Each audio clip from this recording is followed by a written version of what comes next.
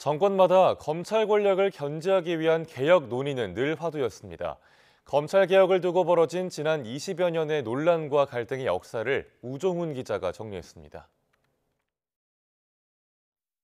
검사와의 대화는 노무현 정부 검찰 개혁의 상징이었습니다. 이쯤 가면 막 하자는 거죠. 우선 일이 되면 양보 없는 토론을 할 수밖에 없습니다.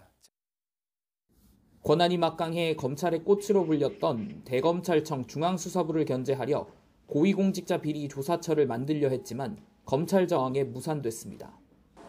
수사권 조정 논의도 제도화에 이르진 못했습니다. 미완에 그친 노무현 정부의 검찰 개혁을 국정 최우선 목표로 계승한 건 9년 뒤 출범한 문재인 정부였습니다. 검찰 개혁과 공정의 가치는 우리 정부의 가장 중요한 국정 목표이며 국정 과제이기도 합니다. 수건이었던 공수처를 만들고 검찰 직접 수사 범위를 축소하며 실질적 변화가 있긴 했습니다. 하지만 중대범죄수사청 추진에 반발한 윤석열 당시 검찰총장이 직을 던지며 역설적으로 검사 출신 대통령을 만들었다는 평가를 받았습니다.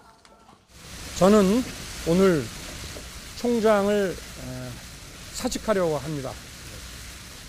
이 나라를 지탱해온 헌법 정신과 법치 시스템이 지금 파괴되고 있습니다. 윤석열 정부는 곧바로 검찰 수사 범위를 확대하는 시행령을 통해 검수 원복에 나섰습니다.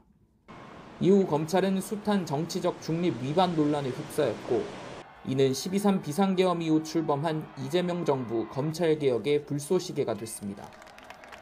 속도전에 나선 이재명 정부는 출범 100일이 채 되기 전 검찰청을 폐지하고 중대범죄수사청과 공소청을 신설하는 조직 개편안을 발표했습니다. 검찰 개혁 문제는 사실은 매우 어려운 일입니다. 제가 가장 큰 피해자죠.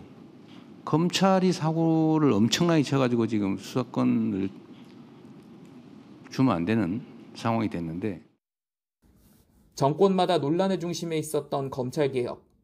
검찰청은 사라지게 됐지만 보안 수사권과 행정안전부 권력 견제 등 과제들은 여전히 뜨거운 감자로 남아 있습니다. YTN 우종훈입니다.